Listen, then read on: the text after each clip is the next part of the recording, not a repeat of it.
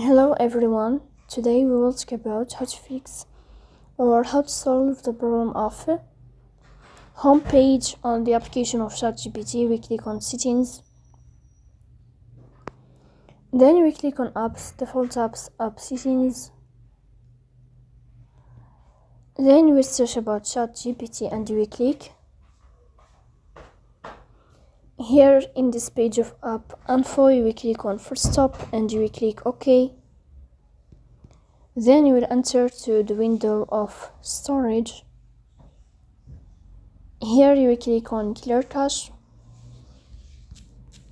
In the end, you will turn off your phone and you will wait a moment to restart your phone again to fix that problem. So that's all. Don't forget to support us by like and subscribe.